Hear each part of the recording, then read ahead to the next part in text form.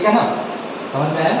तो आपने इस फर्मवेयर का यूजेज समझा, यूज भी मैंने बता दिया कि एक ऐसा सॉफ्टवेयर जो क्या रखता है, बायोस रखता है।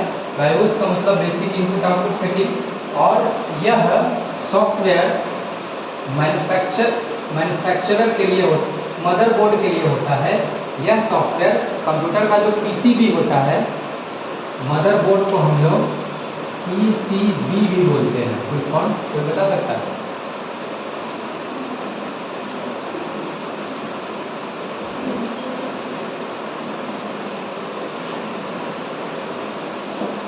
प्रिंटेड सर्किट बोर्ड बोलते हैं, है ना।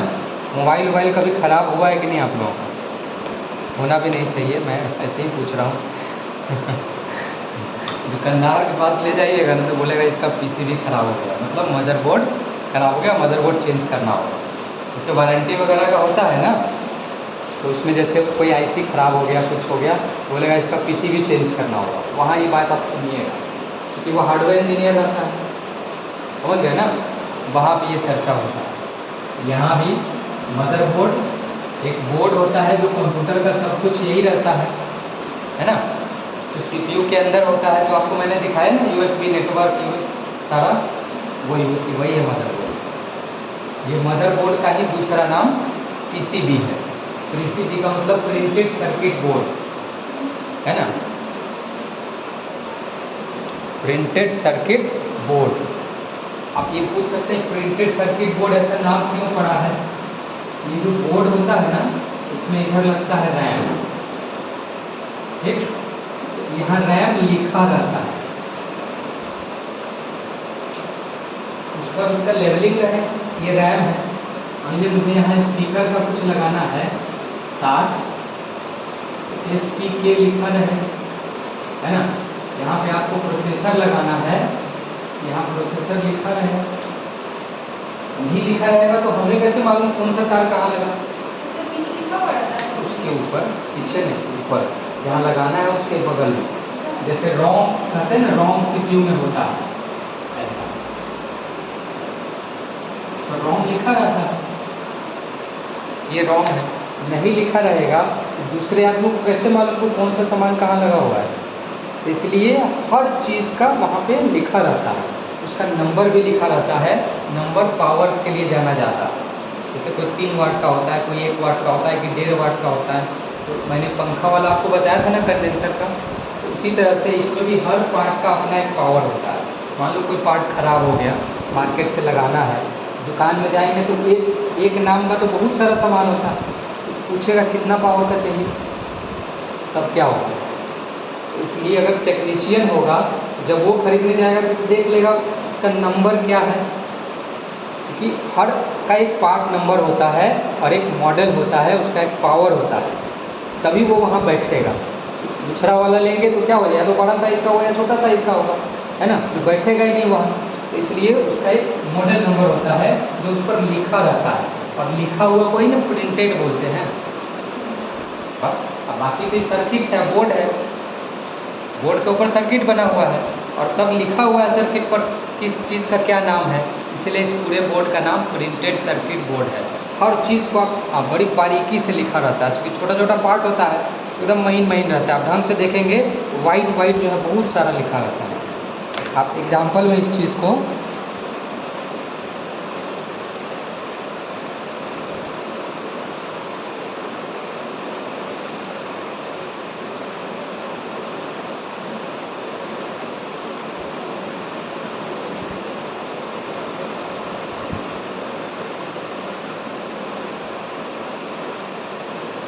यहाँ देखिए तो कुछ कुछ लिखा हुआ है यहाँ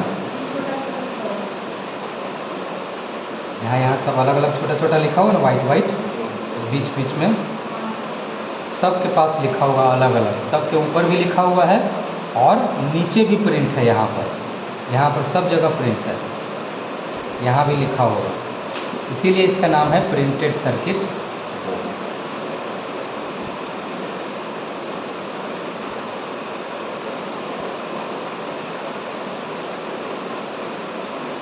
जितना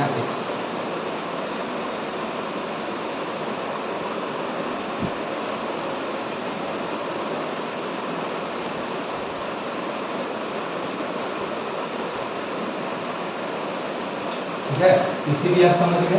it exist on in the ROM chip on motherboard. यानी ये बायोस नाम का सॉफ्टवेयर यानी ये फिर्मवेयर कहाँ रहता है? तो किसी न किसी मेमोरी में रहता है। मैंने यहाँ पहले ही लिख दिया है, ये रोम के अंदर रहता है बायोस सॉफ्टवेयर। रोम क्या है तो आपने तो पढ़ा है ना, सॉरी पढ़े हैं ना आप लोग। मेमोरी का प्रकार Recording in progress. 3 तरह का, catch, primary, secondary. Primary 2 type का, रैम और रोम। रैम वोलेटाइल होता है और रोम परमानेंट होता है। ये वही है परमानेंट मेमोरी जिसमें से डाटा उड़ता नहीं है।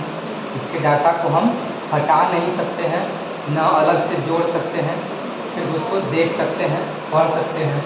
इसी में कंपनी ये डाल के भेजती है। कंप्यूटर का एक मदरबोर्ड के अंदर रोम नाम का हार्डवेयर होता है, मेमोरी होती है, जिसमें कंपनी अपना सॉफ्टवेयर जिसको बायोस या फिर्मवेयर कहते हैं इंस्टॉल करके भेजती है। जिसके कारण जब कंप्यूटर को स्टार्ट करते हैं तो वो नाम दिखता है और बाकी सारा फीचर्स दिखता है। किसी कंप्यूटर में कौन कौन सॉफ्टवेयर सपोर्ट करेगा, कौन सा हार्डवेयर लगा हुआ है, ये जानकारी फिर्मवेयर ही देता है। और हर कंपनी कंप्यूटर के मदरबोर्ड का फिर्मवेयर अलग अलग होता है। एक जैसा मदरबोर्ड सबका नहीं होता है, इसलिए एक जैसा फिर्मवेयर भी नहीं होता है। समझ आ रहा है? यानी ये बहुत ही इम्पोर्टेंट है, लेकिन हम लोगों के काम का नहीं है, ये मशीन के लिए। बस इतना समझ लीजिए। इसको एक डायग्राम से हम आपको और डिटेल्स दिखाते हैं।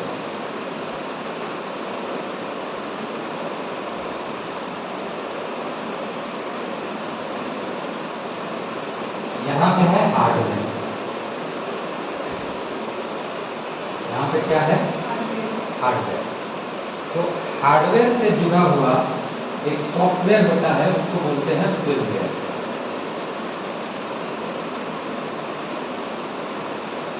या बायोस है ना होगा। फिर उसके बाद फिर्मवेयर से जुड़ा हुआ अलग से रहता है ओएस, जिसको हम सिस्टम सॉफ्टवेयर बोलते हैं। उसके बाद तब रहता है एप्स, तब होता है यूजर। हम लोग यानी एक कंप्यूटर में इतने सारे टर्म्स होते हैं, तो यूजर से जुड़ा हुआ कौन रहता है? एप्स। हार्डवेयर से जुड़ा हुआ कौन रहता है? तो फिर बीच में कौन हो गया? कहते हैं ना कि operating system acts like mediator और translator between hardware and user. ये डेफिनेशन में तो बताते ही हैं। अब देख लीजिए, हर आदमी के पास अपना सॉफ्टवेयर है।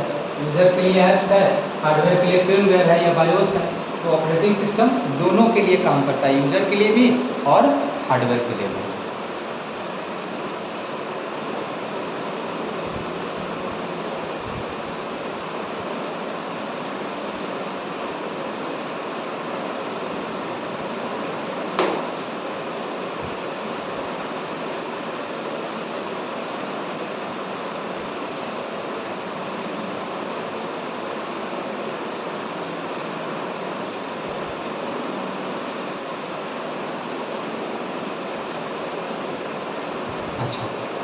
ऐप्स जो होता है ये 2 टाइप का होता है, एक ऑनलाइन होता है और एक ऑफलाइन होता है। ऐप्स कितने तरह के होंगे? 2 तरह के, ऑनलाइन ऐप्स और ऑफलाइन ऐप्स। कोई बता सकते हैं इसके बारे में?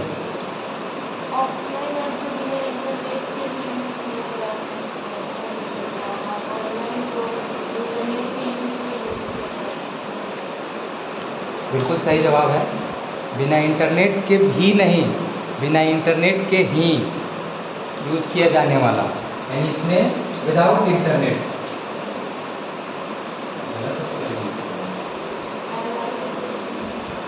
है ना? ये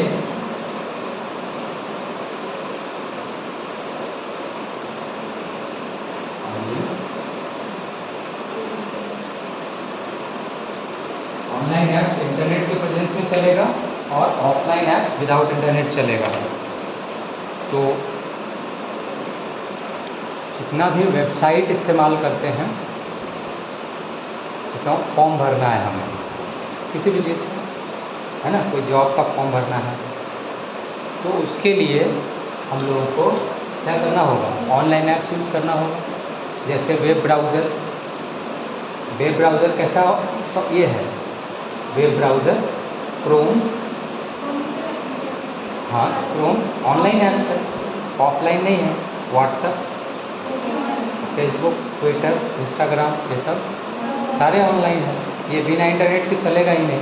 लेकिन इसी में Word, Excel, power point, Tally, calculator, paint, नहीं म्यूज़िक प्लेयर, ये सारे क्या हैं। अब म्यूज़िक प्लेयर में भी स्पॉटिफाई है ना, स्पॉटिफाई चलाएंगे तो ये आपको ऑनलाइन चलेगा, ऑफलाइन नहीं चलेगा। तो इसलिए वैसा एप्लीकेशन जिसको इंटरनेट की सहायता से चला सकते हैं उसको कहेंगे ऑनलाइन, और जिसको कंप्यूटर के हार्ड डिस्क में सेव कर लिया तो फिर जब चाहे चला सकते हो बिना इंटरनेट के, वो सब ऑफलाइन है। इसका दूसरा नाम है ऑनलाइन सॉफ्टवेयर, और इसको कहेंगे stand alone software. Stand alone software या डेस्कटॉप सॉफ्टवेयर, ये सब नाम सब, डेस्कटॉप एप्लीकेशन या डेस्कटॉप सॉफ्टवेयर या stand alone software. Stand alone software, stand alone software नीचे वाले का, और ऊपर वाला तो ऑनलाइन सॉफ्टवेयर हो गया।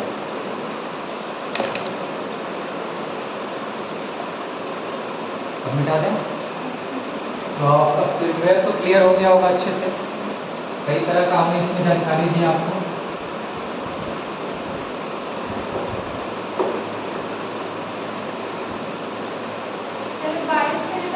यहाँ पे लैपटॉप या कंप्यूटर में सेटिंग का ऑप्शन देता है। वायरस, नहीं, बायोस, हाँ बायोस एक सॉफ्टवेयर है जो कंप्यूटर के हार्डवेयर की चीज़ें जो है उसकी सेटिंग के बारे में बताता है। कंपनी जो सेटिंग करके भेजती है उस चीज़ को अगर देखना हो तो बायोस में जाके हम देख सकते हैं।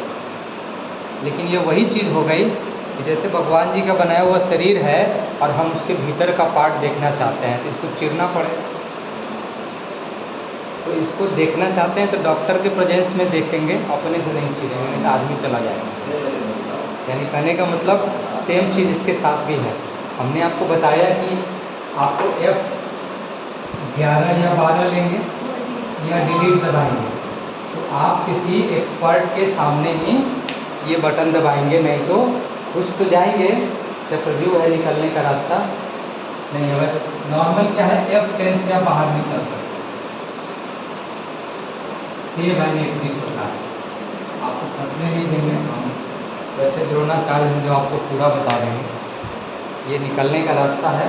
बायोस में जा, ये उसमें माउस काम नहीं करता। First of all system start हुआ नहीं है अभी और बायोस में घुस गए हैं। वो बिना स्टार्ट हुए, स्टार्ट होने का मतलब विंडोज़ खुलना, ये ना स्टार्ट हुआ सिस्टम, तो अभी पावर दबाया और डिलीट दबाया, दूसरे मोड में चला गया। ठीक है, दूसरे मोड में जाएगा तो GUI नहीं रहता, CUI रहता है, यानी सिर्फ कीबोर्ड काम करता रहता है, माउस नहीं। तो इसलिए वहाँ जो काम करना होगा कीबोर्ड से काम करना होगा। ये सब बटन किसका नाम है, कीबोर्ड का। तो आप घुसना चाहते हैं बायोस के अंदर, देखना चाहते हैं तो डिलीट प्रेस करके आप अंदर घुस सकते हैं, पढ़ सकते हैं। लेकिन अगर आपको कुछ चेंज करना हो तो समझ लेना है पहले कि इसका चेंज का प्रभाव क्या पड़ेगा। ऐसा नहीं कि नेक्स्ट टाइम कंप्यूटर स्टार्ट ना हो, है ना। तो इसलिए अगर आप चाहते हैं कि बाहर निकलना तो बिना चेंज किए हुए सीधे बाहर आना है, F10 दबाएंगे तो जो आपने किया होगा वो सेव हो जाएगा। आप बाहर निकल फिर स्टार्ट होने लगेगा, रीबूट हो जाएगा, है ना। तो आप फिर अपने जगह पे आ जाएंगे। ये तरीका मैंने बता दिया है, लेकिन हार्डवेयर एक्सपर्ट के सामने ही ये सब करिएगा ताकि फंसिएगा तो वो निकाल देंगे। ठीक है ना। उसमें कुछ वैसी सेटिंग भी होती है जहां आप सुपरवाइज़र पासवर्ड वगैरह होता है। बहुत सारी चीज़ें कंप्यूटर के अंदर है, तो जानने की चीज़ है। सुरक्षा के दृष्टिकोण से हम लोग कई तरह के पासवर्ड लगाते हैं। है ना, जो हमारे कंप्यूटर दूसरे के से सुरक्षा देता है। आमतौर पे फर्स्ट ऑफ ऑल हम लोग यूज़र अकाउंट लगाते हैं पासवर्ड कि कोई ना खोले, है ना, और यूज़र अकाउंट का पासवर्ड हैक किया जा सकता है, तोड़ा जा सकता है, हम सिस्टम फॉर्मेट करके उसको उड़ा सकते हैं। लेकिन अगर फॉर्मेट ही ना कोई कर पाए, यह भी पासवर्ड होता है, वो बायोस होता है। उसके अंदर पासवर्ड लगा देंगे तो सिस्टम स्टार्ट ही नहीं होगा, यूज़र अकाउंट तक पहुँचेगा ही नहीं। सिस्टम स्टार्ट करेंगे, पहला लाइन आएगा पासवर्ड है, पावर बटन दबाएंगे तो उसके अगला लाइन पासवर्ड आएगा, आगे बढ़ेगा ही नहीं, बायोस भी नहीं खुलेगा जो आप अंदर चेंज कर सकते हैं। तो ये सब चीज़ें हाई लेवल सिक्योरिटी होती हैं जो बनाई गई है। तो वहाँ से जो परमिट लगेगा तो वहाँ से सिंपल में नहीं खुलता है, सिंपल में का लगता है। नहीं, सिंपल मोड में नहीं रहता है वो। जैसे पासवर्ड लगाया वहाँ से बायोस से, उसका फॉरगेट नहीं होता है पासवर्ड। बायोस पासवर्ड लग जाएगा तो बहुत मुश्किल हो जाएगा, तब जो सुपर एक्सपर्ट होंगे वही कर पाएंगे, जनरल लोगों से तो वो नहीं होते हैं। चूँकि आप फिर्मवेयर का पासवर्ड लगाए हैं, कंपनी के सॉफ्टवेयर में पासवर्ड लगाए हैं, वो डेंजर हो जाता है। वो लोग वही करते हैं जो एक्सपर्ट होते हैं। उतना दूर तक बायोस में घुसने का मतलब कंप्यूटर के बारे में आपको बहुत अच्छी पकड़ है, आपको हार्डवेयर के बारे में भी बहुत अच्छी जानकारी है ना। तो ये हाई लेवल सिक्योरिटी होता है। अदरवाइज जनरल सिक्योरिटी के तौर पे आपका ऑलरेडी यूज़र अकाउंट पासवर्ड है, उसके अंदर आपका दूसरा फाइल पासवर्ड होगा, ये सिक्योरिटी काफ़ी हो जाता है। हार्डवेयर का पासवर्ड एक अनदर लेवल है। तो जानकारी के लिए मैंने बता दिया कि इस तरह की चीज़ें भी होती हैं।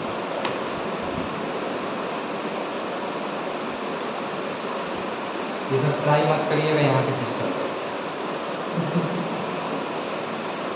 हाँ, मतलब कहने का मतलब आपको मैंने तरीका बताया है तो मेरे ऊपर अप्लाई मत करना, क्योंकि लॉक होगा तो फिर दूसरे का काम डिस्टर्ब हो जाएगा, है ना। ये सब क्या है, मैं ये सब इसलिए बता रहा हूँ कि कंप्यूटर का कोर्स जो है वो 3 महीने 6 महीने में सफिशेंट नहीं होता, है ना। मतलब बेसिक पहले सीख लिया तो पूरा ज्ञान नहीं हो जाता है। हार्डवेयर सॉफ्टवेयर में लोग डिप्लोमा और डिग्री हासिल करते हैं, 2-2 साल 3-3 साल उसमें पढ़ते हैं, 10-10 सब्जेक्ट पढ़ते हैं एक के ऊपर, ठीक है ना। तो वैसे लोग इस चीज़ का इस्तेमाल करते हैं जिसके पास वो हर चीज़ का निकलने का रास्ता पता हो। You are user only, you are not programmer, you are not hardware expert, you are data entry operator. तो डाटा एंट्री ऑपरेटर का काम एडमिन का काम नहीं होता है, गेस्ट का काम होता है। आप एडमिन नहीं होंगे, आपके ऊपर आपके सुपरवाइज़र होंगे, है ना। डाटाबेस एडमिनिस्ट्रेटर होंगे, आपके ऊपर कई लोग होंगे, जिसके सबसे नीचे वाले लेवल में आप। ऊपर वाले लेवल में जाने के लिए आपका क्वालिफिकेशन बढ़ाना पड़ेगा, इतनी चीज़ों को आपको और सीखना होगा, तब जाके वो सब चीज़ का आप इस्तेमाल करता है। यूज़र लेवल में आप जाएंगे तो फंस सकते हैं, समझ रहे हैं ना।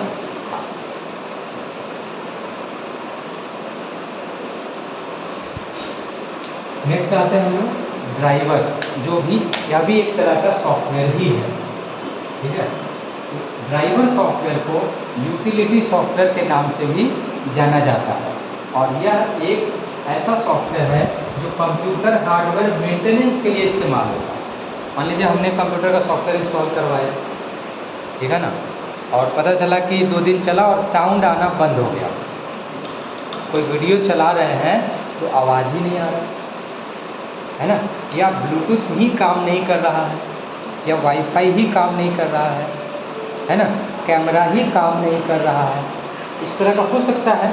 तो वैसी स्थिति में क्या हो, तो आपको अलग से जो नहीं काम कर रहा है उसका स्पेशली सॉफ्टवेयर डालना होगा। बाकी काम आपका सब चल रहा है, लेकिन एक खास हार्डवेयर काम नहीं कर रहा है। आपका ब्लूटूथ काम नहीं कर रहा है तो ब्लूटूथ का सॉफ्टवेयर अलग से डालना होगा। आपका कैमरा नहीं काम कर रहा तो कैमरा का सॉफ्टवेयर अलग से डालना होगा। साउंड नहीं काम कर रहा तो साउंड का सॉफ्टवेयर अलग से आता है, वो आपको अपडेट करना होगा। ऐसे सॉफ्टवेयर जिससे कोई खास हार्डवेयर कंट्रोल होता है, ड्राइवर अथवा यूटिलिटी सॉफ्टवेयर कहते हैं। आया कुछ नहीं समझना है। हम कंप्यूटर यदि चला रहे हैं तो हम लोग वर्ड एक्सेल में कुछ टाइप कर लिए, ठीक है ना, सेव कर लिए, और हमें प्रिंट आउट करना है, ठीक। तो प्रिंट आउट करना है तो हमें प्रिंटर उठा के लाए, अब लाए और तार जोड़ दिया, कमांड देने जा रहा है, प्रिंटर का नाम ही नहीं दिखा रहा है, जो प्रिंटर बगल में रखा है उसका नाम यहाँ शो ही नहीं कर रहा, फिर कैसे होगा? तो नाम टाइप करने से नहीं होगा, उस प्रिंटर जहाँ से लाए हैं उसके साथ सॉफ्टवेयर भी होगा, वो सॉफ्टवेयर पहले अपने कंप्यूटर में इंस्टॉल कर लिया, तब जाके वो सॉफ्टवेयर इस प्रिंटर को कंप्यूटर के साथ जोड़ पाएगा और जोड़ के रखेगा, तब आप कोई कमांड देंगे तो वो प्रिंटर से प्रिंट होगा। तो यहाँ जो सॉफ्टवेयर प्रिंटर को कंप्यूटर से जोड़ता है उसी को ड्राइवर कहते हैं। आया कुछ समझ में? वही चीज़ जैसे यहाँ मैंने लिखा है VGA का सॉफ्टवेयर, साउंड का सॉफ्टवेयर, PCI का सॉफ्टवेयर, वाईफाई का सॉफ्टवेयर अथवा प्रिंटर का सॉफ्टवेयर। है ना, ड्राइवर उस सॉफ्टवेयर को कहते हैं जो किसी बाह्य उपकरण को कंप्यूटर से जोड़ता है। बाहर से कुछ भी जोड़ना हो तो पहले उसका सॉफ्टवेयर इंस्टॉल कर लेना होगा, तब उसका तार लगाएंगे तो वो इससे डिटेक्ट हो पाएगा। अब अगला जो नेक्स्ट सेशन है वो एक नया चीज़ अब हम लोग देखने जा रहे हैं। सॉफ्टवेयर का आपने अलग अलग प्रकार देख लिया है, नाम पढ़िए तो कौन कौन सा था?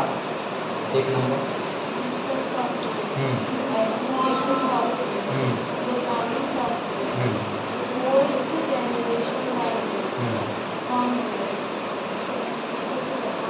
ड्राइवर। ठीक है, वेरी गुड।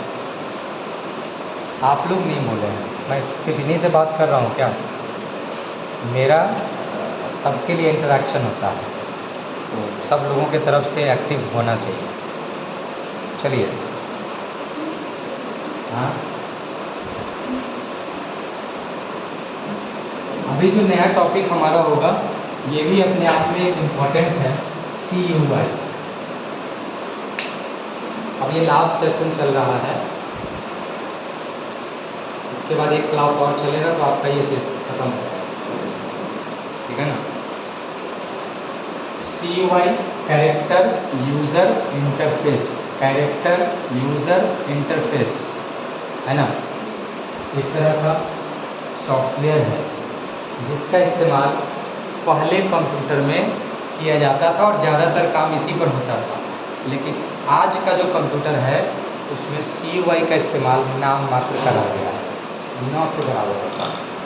ऐसा इसलिए कि इसमें आप ग्राफिक्स का इस्तेमाल, साउंड का इस्तेमाल, वीडियो का इस्तेमाल नहीं कर सकते, कलर का इस्तेमाल नहीं कर सकते, मेनू बार टूल बार का इस्तेमाल नहीं कर सकते। फिर क्या कर सकते हैं? सादा स्क्रीन रहेगा, कीबोर्ड से बस लिखना है और जो भी काम करना है कमांड पर आधारित है। कमांड देंगे तो काम करेगा, कमांड नहीं याद रहेगा काम नहीं कर सकते। यहाँ कोई अलग से ऐप नहीं है जिसमें जाके हम काम कर सकें, यह सिंगल ऐप है। विंडोज़ में तो हज़ारों प्रकार का एप्लीकेशन ज़रूरत के मुताबिक इंस्टॉल करके कर सकते हैं, लेकिन CUI में सिर्फ एक ही एप्लीकेशन होता है और उसका नाम है DOS। पूरा फुल फॉर्म दे दिया हुआ, डिस्क ऑपरेटिंग सिस्टम।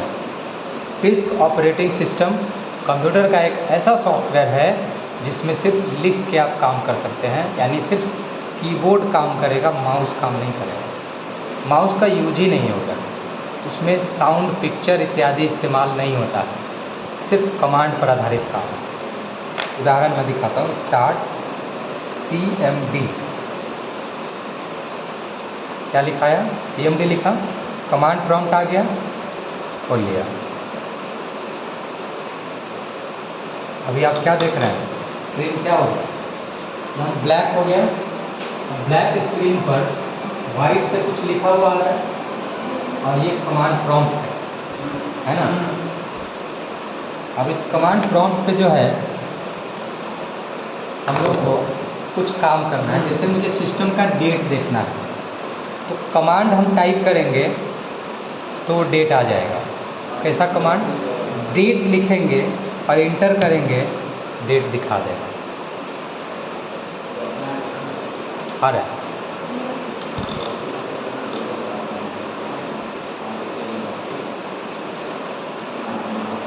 मुझे टाइम देखना है टाइम लिखेंगे, टाइम लिखा, मुझे कमांड किस चीज़ को काम क्या करने के लिए क्या यहाँ लिखना होगा ये हमें रखना पड़ेगा। जबकि विंडोज़ में ऐसा कुछ नहीं है, सब सामने मेनू दिख रहा है, खोज सकते हैं, आइकन बना रहता है, देख के भी समझ जाता है कि सही ये काम होगा। लेकिन यहाँ कुछ बना नहीं रहता, ना कुछ लिंक रहता है, सीधे कमांड है, याद है तो कीजिए, नहीं याद है नहीं होता। ये थोड़ा टफ होता है काम करना, पहले इसी पर होता था, अब नहीं होता है।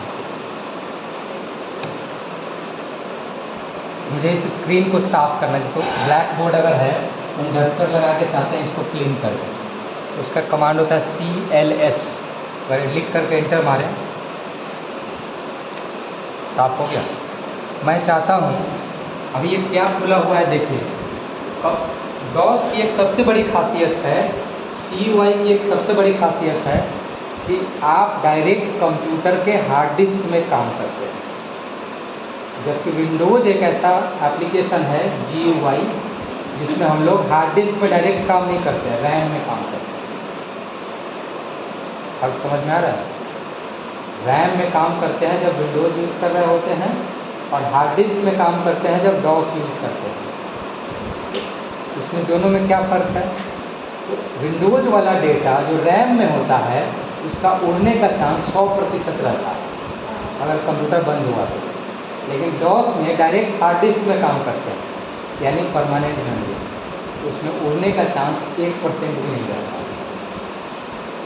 डाटा सेफ्टी ज़्यादा इसी में है, समझ गए ना? इसमें फास्ट काम भी होता है। जैसे वहाँ कुछ है, मैं नीचे लाता हूँ, क्या लिखा हुआ देखिए, अगर मैं डायरेक्ट हार्ड डिस्क में काम कर रहा हूँ तो कंप्यूटर नाम का जो आइकन होता है स्क्रीन पर रहता है ना, दिस PC या कंप्यूटर व्हाटएवर जो नाम हो, उसके अंदर जब आप जाइएगा तो आपको क्या दिखेगा?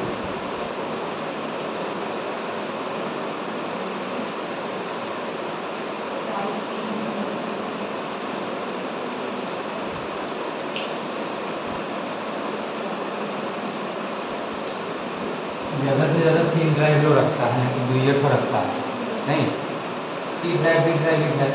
तो अभी जब डॉस इस्तेमाल कर रहे हैं इसी में से कोई यूज़ करेंगे, तो बाय डिफ़ॉल्ट आपका जो सिस्टम सॉफ्टवेयर है OS वो कहाँ रहता है? C में, आपका OS इसी में रहता है।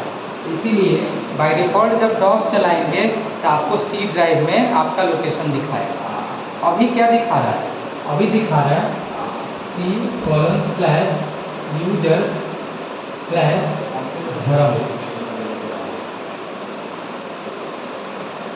ऐसा दिखा। इसका मतलब क्या है? इसका मतलब क्या है देखते हैं। ये जो है ये वाला है, ये जो लिखा हुआ C:, इसका मतलब हो गया C ड्राइव। अगर वहाँ D: लिखा रहेगा तो D ड्राइव, E: लिखा रहेगा तो E ड्राइव। इतना तो समझ आ रहा है। यूजर क्या है? यूजर एक तरह का फोल्डर है। धर्म क्या है? वो भी फोल्डर है। ऐसे लिखने का क्या मतलब? C ड्राइव में पहले कोई यूजर नाम का फोल्डर हो, उसको जब खोलेंगे तो उसके अंदर धर्म नाम का फोल्डर हो, यानी एक फोल्डर के अंदर दूसरा फोल्डर तो बना सकते हैं ना। तो C के अंदर यूजर नाम का फोल्डर, इसके अंदर धर्म नाम का फोल्डर होगा, है ना। और तब जो सामने है, इसका मतलब अभी हम अगर कोई काम करते हैं तो वो कहाँ पर स्टोर रहेगा? लास्ट वाले फोल्डर में। हमारा काम धर्म नाम के फोल्डर में होगा। ये धर्म नाम इसलिए आ रहा है, धर्मेंद्र मेरा नाम हुआ और मैंने जो प्रोफाइल बनाया, इतना बड़ा नाम डॉस में नहीं दिखाता है, 10 लेटर का नाम है मेरा, और डॉस में 8 लेटर ही सपोर्ट करता है, तो उसको शॉर्ट कर दिया उसने, है ना। और इसीलिए वो शॉर्ट में शो कर रहा है, और कोई बात नहीं। यहाँ किसी भी हो सकता है, आपका नाम भी हो सकता है, ये वाला नाम की जगह एक फोल्डर का नाम है जहाँ आपका जनरल फाइल है। आप चाहते हैं कि क्या C ड्राइव के यूजर्स के अंदर, यूजर्स में जैसे मान लीजिए 4 प्रोफाइल बना हुआ है, KCTC, धर्म, स्टूडेंट, है ना, या राम श्याम। तो अगर हम यूजर्स में जाके डिटेल देखेंगे तो मुझे और कई नाम सब दिख जाएगा इनके जैसा, अगर एक से ज़्यादा प्रोफाइल होगा तब, ठीक है ना। एक प्रोफाइल अभी खुला हुआ है तो मैं चाहता हूँ कि इस प्रोफाइल में कोई डाटा है पहले से, देखना चाहेंगे, कहाँ दिखेगा, यहीं पे दिखेगा ना। उसको देखने का क्या तरीका है, तो उसका भी कमांड होता है। जैसे मैंने आपको बताया ना कि डेट नाम का कमांड होता है, टाइम नाम का कमांड होता है, CLS नाम का कमांड होता है, तो एक DIR नाम का भी कमांड होता है। इस नाम का DIR का फुल फॉर्म होता है डायरेक्टरी, है ना। तो मैं अगर DIR लिखूं तो धर्म नाम के फोल्डर में जितना भी डाटा होगा वो सब हमें दिख जाएगा। देखिए, दिख रहा है।